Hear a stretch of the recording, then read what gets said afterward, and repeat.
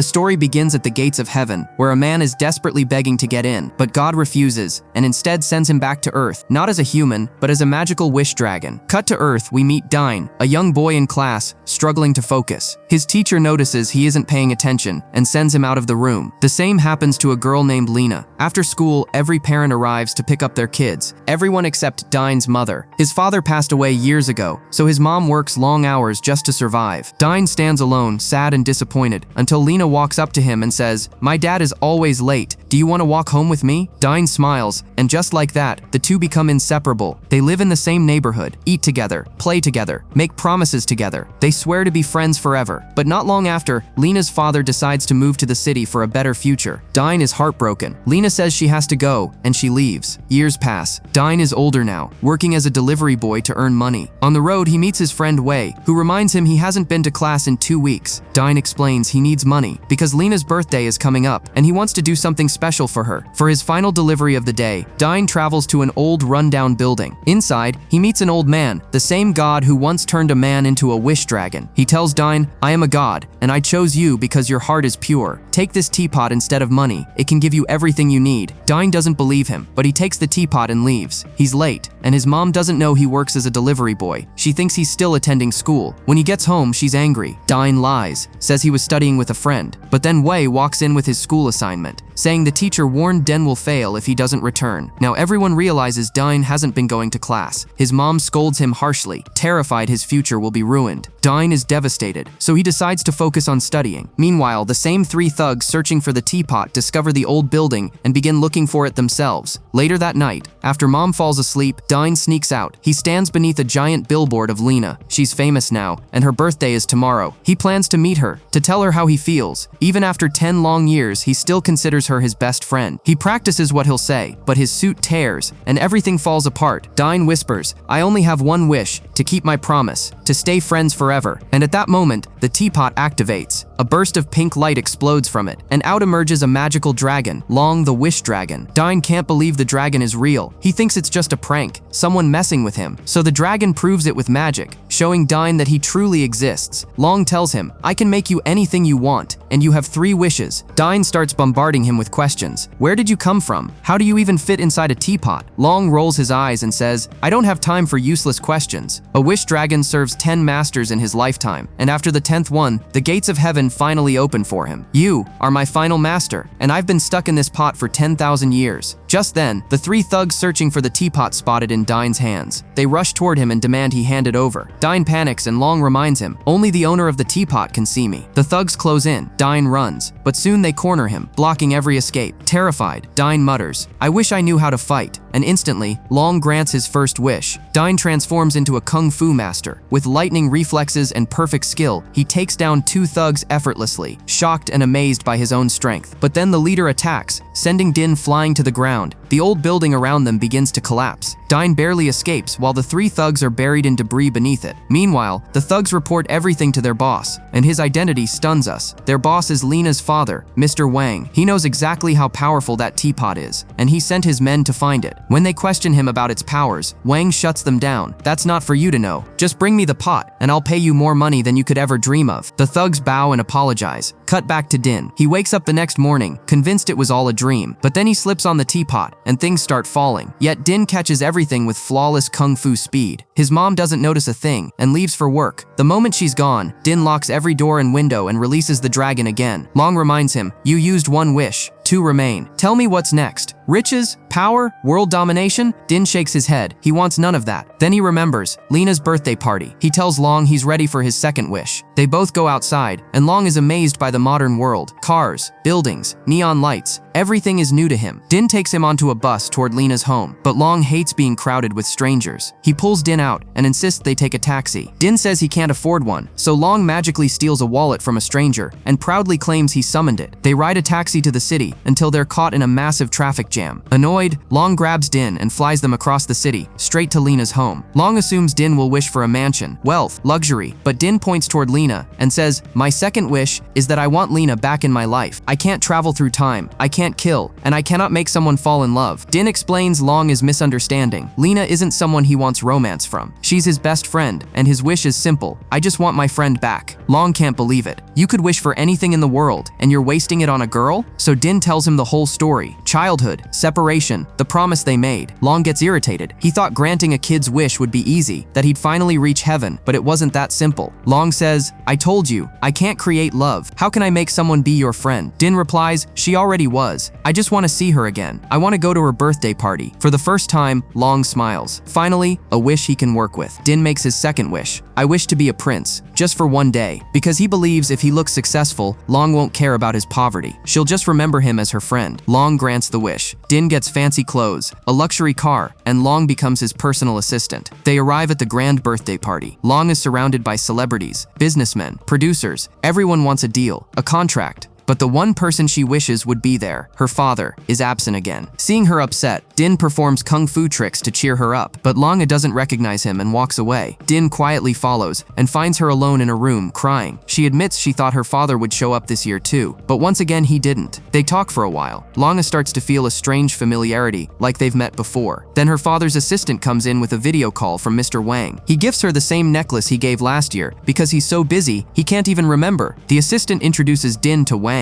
who is impressed by Din's expensive watch and shoes. He assumes Din is from a wealthy family and asks about his business. Din lies. "We own many restaurants." Wang loves that answer. He invites Din and Lina to lunch tomorrow and even books a private table. Lina agrees to go with him. Later that night, Din and Long head home. Long warns him, "She's a princess. You're broke. If she learns the truth, this story ends badly." But Din insists, "Our friendship is special. Money can't change that." Long shakes his head. "I've watched humans for thousands of years. They care about status. One lie, and it all falls apart. Ask me for gold, jewels, become rich. Let me finish my job and reach heaven." But Din glances at the time. It's already late. His mom will be home. They hurry back. Meanwhile, Rang's world is collapsing. His company is drowning in debt. His stocks are plummeting, and lenders threaten to shut him down. That's why he needs the magical teapot to fix everything. Din reaches home just in time. His mom sees he's been troubled lately and gently asks, "Tell me what's wrong. Let me help you." Din avoids her eyes. "You can't help," and walks away to his room. Long watches silently, saddened. Later, Din's mom brings him food, reminding him no one sleeps on an empty stomach. Din apologizes for his behavior, and she forgives him. The next day, Din leaves for his lunch date with Lina. The three thugs spot him, shocked to see him in a luxury car, and they begin tailing him. At the five-star hotel, Din tries to confess the truth to Lina, but the thugs arrive and attack. Din grabs her hand and runs. Lina panics. "Who are these men?" Din lies. "They're kidnappers who target rich people. We need to go." They run through the hotel, but eventually get cornered. Din begs Long for help, so Long transforms into a giant dragon costume. Din and Lina hide inside it and sneak out, but the thugs also appear dressed in dragon suits of their own. Chaos breaks out. The dragons brawl across the lobby, and Din manages to push past them and escape with Lina. They reach the rooftop, but the thugs catch up again. So Long grabs them both and flies off into the sky, making everyone believe the dragon costume is actually flying. The thugs try copying it with their suits and fall straight to the ground. Meanwhile, Din and Lina are loving the flight. Wind, city lights, fireworks all around. But Long gets distracted, and they fall through the air. Din's royal outfit disappears mid-fall. His prince wish has expired. Lina stunned as Din stands there in normal clothes. "What happened to your suit?" Din takes a deep breath. "My name isn't Den." Lina freezes. Memories hit her. The rooftops, childhood games, laughter. He is Din, her best friend. Excited, she takes him through the same old streets, and together they relive everything from 10 years ago. Joy, nostalgia, warmth, all of it returns. Din brings her home. His mom instantly understands. This is the girl Din has been troubled about. Everyone in the apartment welcomes Lina, sharing food, jokes, stories. For a moment, life feels whole again. Even Long gets emotional, realizing what happiness truly means. Later that night, Din takes Lina to his favorite rooftop, the place he always visited when he missed her. They talk, laugh, breathe the city air together. When she gets cold, Din gives her his jacket and reminds her of their childhood promise, then gently asks, "Would you like to go on a real date with me?" But her phone rings. Her assistant says a car is coming. She has a photo shoot in 1 hour. Lina lowers her eyes. "I really loved spending time with you, but my life is different now. My father worked so hard for my future. I can't walk away from it, and I don't think we'll meet again." She returns his jacket and leaves. Din breaks. Later, his mother finds him heartbroken on the rooftop. She gently says, "When we're kids, life is simple, but you're grown now. You must face reality." Din slowly picks up the teapot, walks to the rooftop edge, and looks Long in the eyes. "I'm ready for my final wish. Make me rich. Truly rich. I thought money didn't matter to Lina, but I was wrong. If I'm wealthy, everyone will want to be my friend." Long looks crushed. He warns Din to think again, but Din snaps, "You were the one telling me to become rich. Now do it, please." So Long silently opens a portal and transports Din to a place beyond the city. Meanwhile, Lina's father is at his lowest point. His company has collapsed. Debts are choking him, and investors are threatening to shut everything down. Just then, he gets a call from the three thugs. They inform him that the magic teapot is with a boy, the same boy they saw dining with Lina. Moments later, Lina walks in. She tells her father the truth. The boy he sent her with was Din, her childhood friend from the neighborhood. She tries reminding him how happy they once were, back when they lived simply together, without money, without fame. But Wang ignores her completely. He realizes the teapot is with Din. He calls the thugs to his office gate, and the four of them leave to confront Din. Lina watches from afar, shocked. Her father was the boss behind everything. Cut to Din. Long uses magic to show him the truth of his past. Once, Long was human, born into royalty. He believed wealth meant power. He worked his people to exhaustion, married off his daughters for more status, sent his son to hunt treasure, only to lose him. Soon he owned more gold, land, palaces than any king in history. But when he was dying, he thought his kingdom would mourn him. No one came, not a single tear. At heaven's gate rather than honor, he was punished, turned into a wish dragon, trapped inside a teapot for 10,000 years to serve 10 masters and learn the real meaning of life. He tells Din softly, "You have treasure greater than gold, friends, family, love. Do not lose it." Long returns Din to the real world. "This is your final wish," he warns. "Choose something your heart truly wants." Before Din can answer, Lina's father arrives with the thugs. He demands the teapot, but now even the gang leader understands its power and turns against Wang. He attacks Din, knocking the teapot loose. Din fights desperately to retrieve it. Lina's father reaches for the pot, but the gangster throws him aside and makes his own wish. His hand turns into solid gold. Everything he touches becomes gold instantly. He and his men escape. Lina rushes to her injured father, crying, "I never wanted money or luxury. I just wanted you." Din chases the thugs, climbing onto their car, fighting for the pot. The leader swings his golden hand at him, trying to turn Din into gold as well. Din dodges, barely, still reaching for the teapot. Then the gangster touches the car by accident, and the entire vehicle turns to gold, falling off the bridge and sinking into the river. Din and the thug cling to the teapot underwater. Long rescues them, but the thug steals the pot at the last second. And just like that, Din can no longer see Long, but even blind to magic, Din continues fighting, determined to reclaim the pot. The golden-handed thug grabs Din's throat, ready to turn him into gold. At the last moment, Long dives between them, shielding Din. The golden hand touches the dragon. Long freezes, turns into gold, life slipping away. Din kicks the thug in desperation. The golden hand touches its own master. The thug turns to gold instantly and dies. Din reaches for Long, but the dragon is already gone. Solid, cold, silent. Din falls, sinking toward the river below, hands still wrapped around the lifeless golden dragon. Heartbroken, Long awakens in heaven. At the gates he once longed to enter, God tells him, "You have completed your journey. The gates of heaven are open for you now." But Long shakes his head. "I haven't granted my 10th master's final wish." God smiles gently. "You placed another's needs above your own, and that is the true meaning of life." But Long isn't ready to leave Din. He looks up and pleads, "Send me back. Let me finish what my friend needs. Let me serve one more wish." God agrees, but with one condition. "If you return, you must once again serve 10 masters." Long accepts without hesitation. For Din, he is sent back to Earth, appearing before Din one last time. "Your final wish, make it count." Din doesn't ask for wealth, or fame, or love. He wishes for Lina's father to be healed. Long grants the wish. Mr. Wang wakes, alive and well, a flash of golden light, and the dragon disappears. The teapot too, gone forever. Din returns home and embraces his mother. She apologizes for not giving him a better life, but Din smiles with tears in his eyes. "You gave me everything. You gave me love." Soon Mr. Wang arrives, grateful, ashamed, thankful. He finally understands Din's heart. The family sit together for dinner. Lina and Din smile, truly happy. And when Mr. Wang tastes Din's mother's soup, he loves it so much they decide to open a restaurant together. A place built not on wealth, but on family, friendship, and second chances. Life becomes warm again. Simple, beautiful, full. One day, while picking up teacups, Din spots a familiar teapot, shining just like before. He takes it outside, and Long bursts out with a grin. Din laughs through tears. "You're here. You should be in heaven." Long smirks. "It wasn't for me. I had one last wish to fulfill, yours." Din hugs him tightly, grateful beyond words. Then he places the teapot gently on a bicycle, ready for the next owner, ready for the next story. Because wishes never end. They simply move forward.